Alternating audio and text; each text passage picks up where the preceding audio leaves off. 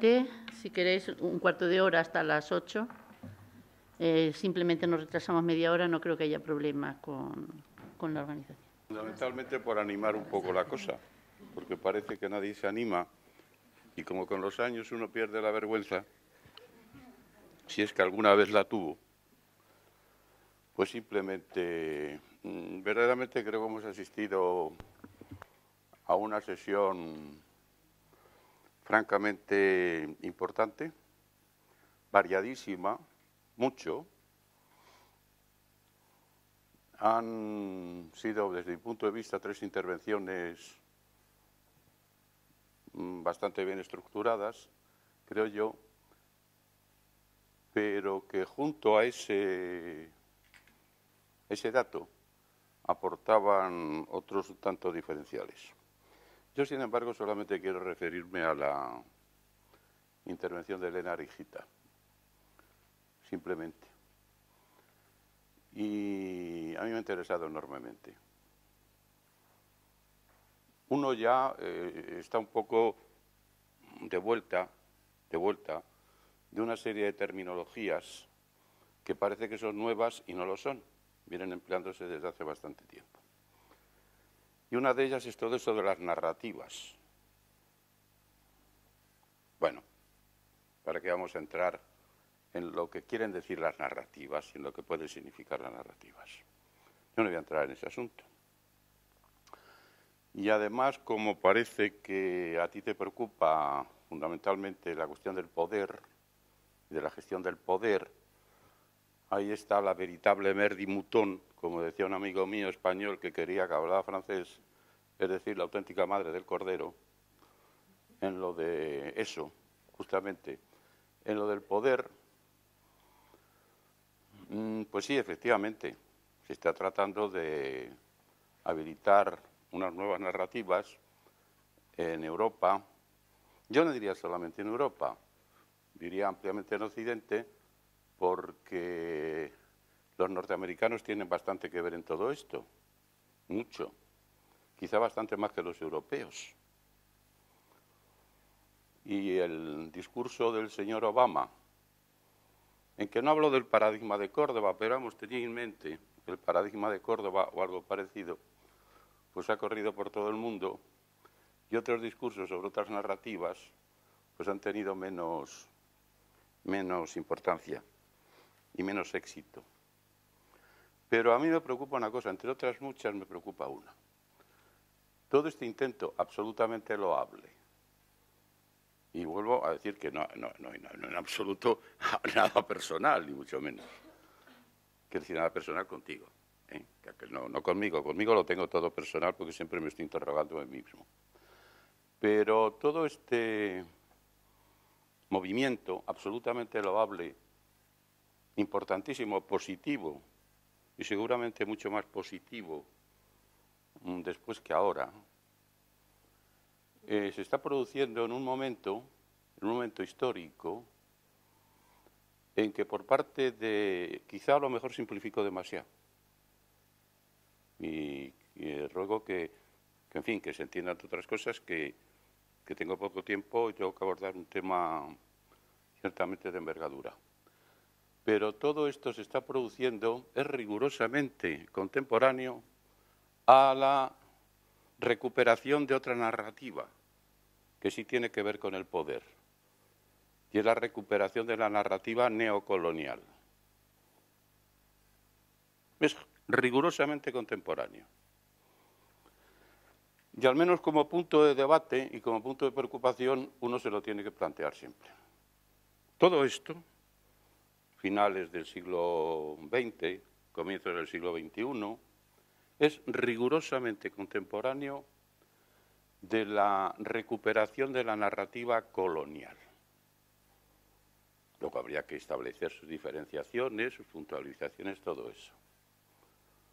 Quizá no tiene nada que ver, absolutamente nada que ver, pero el hecho de que el señor Sarkozy y el señor Cameron se paseasen por Libia hace unos días y recuperasen, sin ponerlo, el Salakov o el Salakot colonial, pues a lo mejor tiene que ver un poco con todo esto.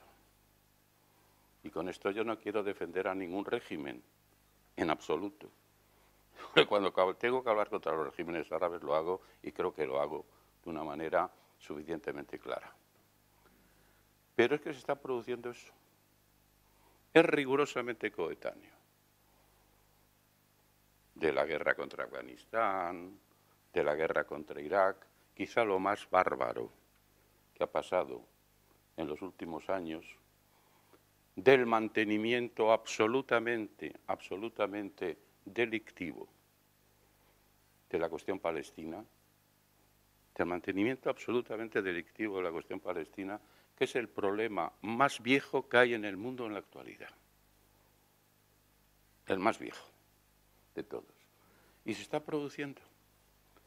Y a mí me recuerda un poco, me recuerda un poco a la que se produjo en un momento histórico también, insisto en que luego vendrían las puntualizaciones, en que existió otra narrativa sobre ese mundo, y fue la narrativa modernista, y fue la narrativa del orientalismo modernista, que fue rigurosamente contemporánea también de lo que muchos historiadores llaman piadosamente la expansión colonial occidental. Fueron rigurosamente contemporáneos, hombre, con pequeñas diferencias en muchos aspectos, pero fueron rigurosamente contemporáneos. Y sobre aquello, Occidente creó una narrativa de excepcional belleza y de excepcional importancia. Hay pocos movimientos literarios y artísticos que sean tan bellos estéticamente, en todos los sentidos, hasta conceptualmente, aunque algo menos, del modernismo. Pocos. Y fueron rigurosamente contemporáneos. Cuando se habla de estas cosas, todo el mundo recuerda el libro de Edward Said, que evidentemente sentó cátedra. Bastante antes de Edward Said lo dijeron o lo apuntaron al menos algunas personas, que son menos conocidas que Edward Said. Hombre, es algo parecido a lo que ha ocurrido con lo de las cruzadas. Todo el mundo habla del libro de Amin Maalouf y nadie recuerda el libro de Francesco Gabrielli, publicado mucho antes, sobre las cruzadas vistas por los árabes. Tenía otro título, pero era así, ¿no? Entonces a mí esto me preocupa. Y estando absolutamente de acuerdo, porque creo que es algo rotundamente positivo y beneficioso para el establecimiento de canales de diálogo y de posibilidades de encuentro, de conocimiento y de reconocimiento. El estudio y la defensa de todas estas narrativas, yo lo que pediría también es que no se olvidara que esto se enmarca en tiempos históricos, en situaciones de confrontaciones de poder, y dentro de ese marco en algo que es mucho más claro y más inmediato, la búsqueda de nuevas fuentes de energía. La búsqueda de nuevas fuentes de energía. Perdón si he sido excesivamente largo, excesivamente prolijo, quizá a lo mejor he corrido el riesgo de parecer un tantico impertinente, en absoluto, pero como uno es viejo, tiene memoria, tiene silencios y tiene olvidos, y ha conocido un poco el poder, aunque nunca haya participado en él, pues creo que era conveniente que se planteara simplemente desde esta perspectiva también, ¿eh?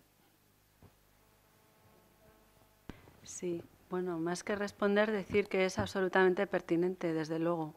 Sin duda alguna, no solo eso, yo lo que tengo en mi cabeza es que todas esas iniciativas, y bueno, yo también había anotado la frase de Obama, pero como ya la había mencionado Pilar Lirola, pues no quería tampoco alargar esto excesivamente y esa parte la he cortado.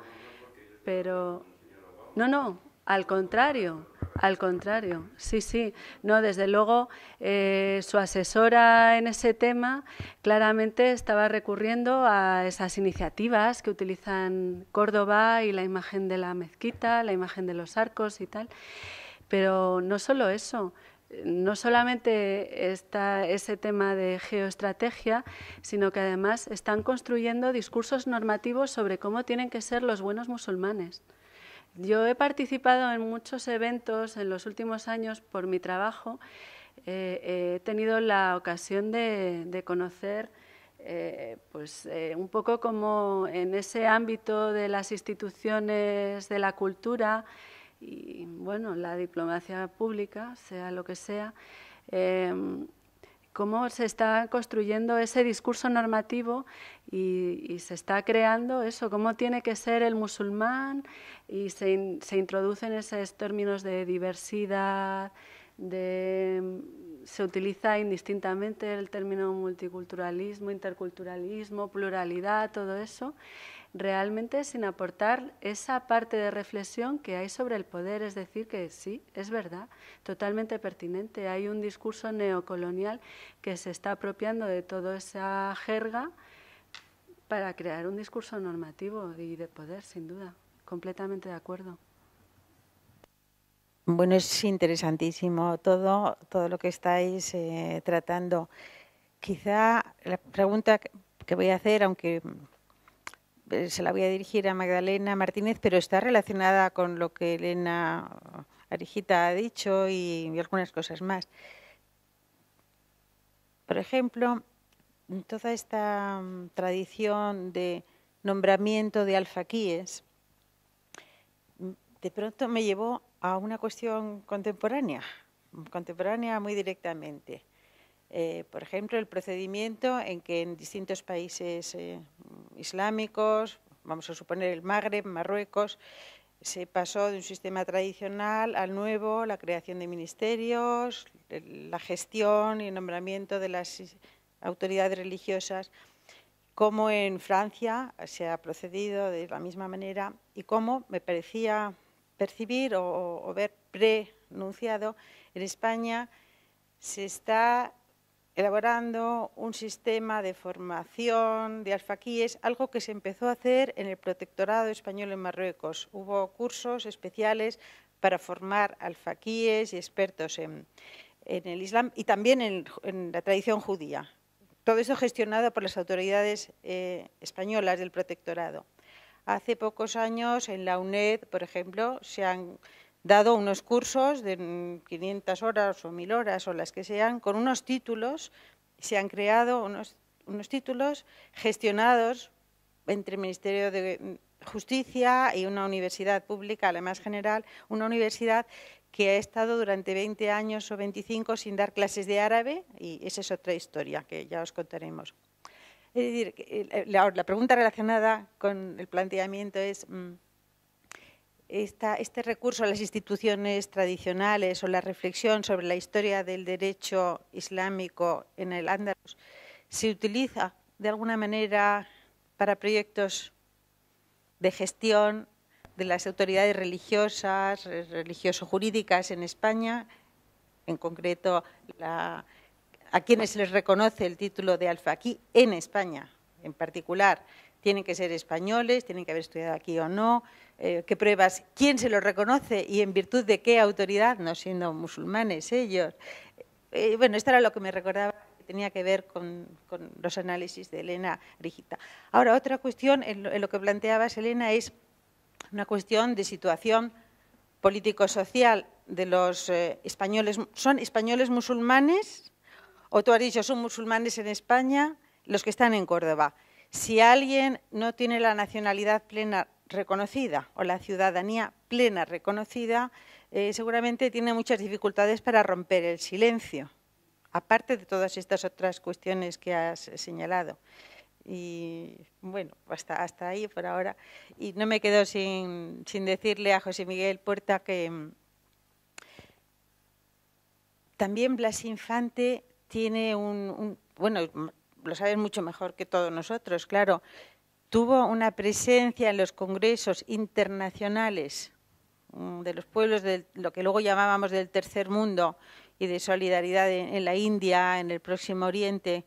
Fue uno de esos españoles que tuvo una gestión internacional o la oportunidad de estar en unos lugares en donde, además de pensar en el Islam del pasado, pues se dio cuenta que existían pueblos de tradición y de cultura islámica que se movían hacia el futuro y debió ser una experiencia para él impresionante, ¿no?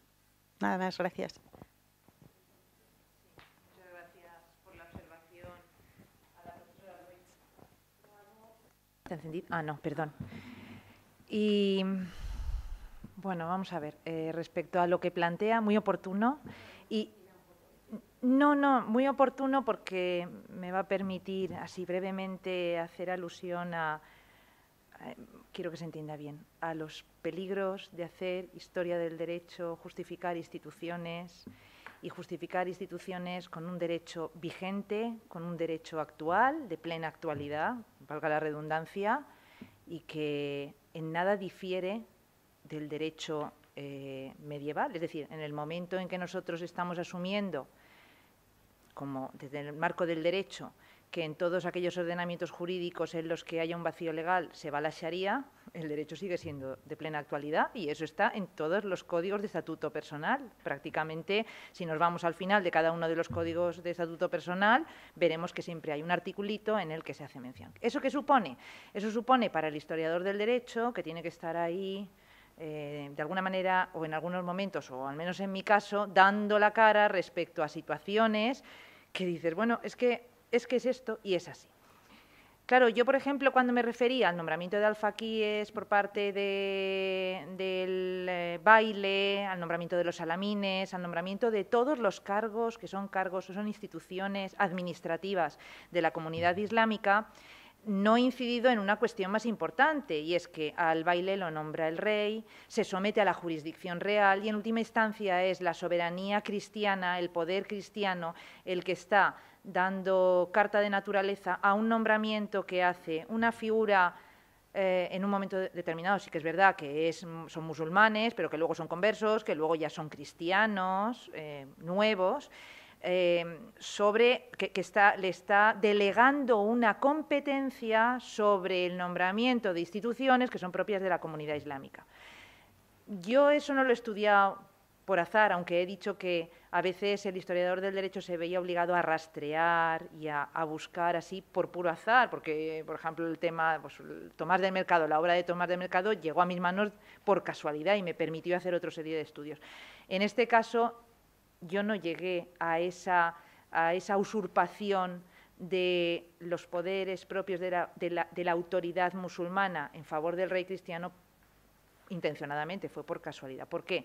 Pues porque en los acuerdos entre las minorías religiosas y el Estado español, 1992, el tema del imam y el tema del nombramiento de los cargos, pues bueno, es que podría estar subyúdice, por decirlo de alguna manera. ¿Por qué? Porque está, primero, que se habla de una comunidad islámica y demás que ya está de alguna manera induciendo a la configuración de un organigrama administrativo que es propio podríamos decir, del Estado español y que se exige a la otra parte que se organice o que al menos se module del mismo modo para tener un interlocutor. Claro, en este sentido, esos requisitos o esas competencias se delegan en esa autoridad competente, en esa comunidad islámica. ¿Qué hay luego en el trasfondo? Que muchos de los requisitos y muchas de las competencias tienen que estar en consonancia con esos mismos requisitos y exigencias que se reconocen en el ámbito, podríamos decir, de la esfera religiosa cristiana, que no tiene parangón alguno, o sea, que no se puede comparar. Entonces, no hay explícitamente, no hay un control, pero sí que hay un modo de inducción a una práctica que, bueno, en este caso yo me remito a la obra del profesor, creo que es Agustín Motilla, que en ese sentido es muy crítica y pone los puntos sobre las íes respecto a esa usurpación de lo que, bueno, a mi modo de ver, es el ejercicio del poder propio dentro, en este caso, de una comunidad islámica. Por un lado, se reconoce a esa comunidad como propia, como una comunidad, como una entidad religiosa propia, pero por otro lado, a la hora del nombramiento del imam y por ende de las personas que tienen que aplicar el derecho, que en muchas ocasiones también se confunde al faquí con imam, que eso se da también a lo largo de toda la historia del derecho español. O sea, que yo viendo las fuentes digo, bueno, pero aquí ¿de qué están hablando? Están hablando de Al-Faqih, pero es que resulta que este señor era el que dirigía la oración. Entonces no se están dando cuenta, el legislador español no se dio cuenta en ese momento, o no se quería dar cuenta en ese momento, que autorizando al Al-Faqih a ejercer, a aplicar la ley, y luego respetar la institución, por otro lado, estaba permitiendo que dirigiese la oración, que pronunciase la jutba, con lo cual el contenido que va detrás.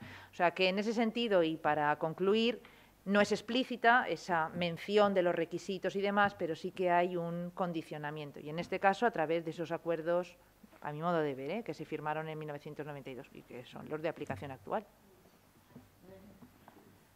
Sí, poco más puedo añadir yo. Simplemente que los cursos de imanes surgieron de una, no sé si improvisación o del alarmismo. Eso se anunció por primera vez y se empezó a hablar de ello en agosto de 2004. La fecha no es casual. Poco después de los atentados, el nuevo gobierno llegó al poder y el ministro de Justicia... fue el ministro de Interior el que anunció que había que vigilar a los imanes, darles el permiso de residencia, en fin, que fue un poco todo fruto de ese contexto de miedo social. Y bueno, respecto al otro tema, ya por no alargar esto más, respecto al otro tema de cuando yo hablo de musulmanes cordobeses, no hablo de musulmanes de los conversos, hablo de todos los musulmanes que viven en Córdoba, tanto si tienen tarjeta de residencia como si no la tienen. El primer sitio en el que pienso es en el Morabito, que está en la plaza de Colón. Y el segundo en el que pienso es la nueva mezquita que se ha abierto en un barrio marginal de Córdoba y que está relacionada con el Morabito, porque ya la comunidad empieza a crecer y necesitan un nuevo lugar de culto. Pero desde luego también pienso en Junta Islámica de Almodóvar. Pienso en todos. No pienso hacer una tipología de cómo son los musulmanes y decir estos son así o asá, sino me gustaría tener una pluralidad de voces y poder trabajar con esa pluralidad siendo capaz de mostrarla, porque simplemente ya en el hecho de poner la etiqueta musulmanes ya hay un riesgo de despersonalización, ¿no? Para felicitar a todos los participantes en esta variada sesión por sus interesantes comunicaciones. Y voy a hacer solo un pequeño comentario en relación con la de José Miguel, ¿no? Su comunicación tan árabe que en realidad comunicación dentro de comunicación dentro de comunicación, ¿no? Retomando, porque en realidad podían ser diversas comunicaciones, ¿no? Sobre Arrundi, sobre Blas Infante, sobre Lorca, aunque muy interrelacionadas, ¿no?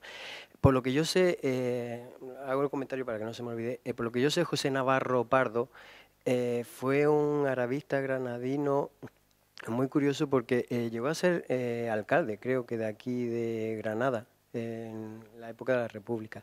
Y por lo que a mí me salió hace unos años porque solía veranear en Almería, era muy amigo de Jesús de Perceval, y Jesús de Perceval le pasó un interesante manuscrito árabe, el único que ha aparecido allí en Almería, y lo tuvo este señor, empezó a estudiarlo. Parece que el nivel de árabe, bueno, están en las notas, están allí ahora en el ayuntamiento, porque la hija lo devolvió después de la muerte en el año 71 de este señor.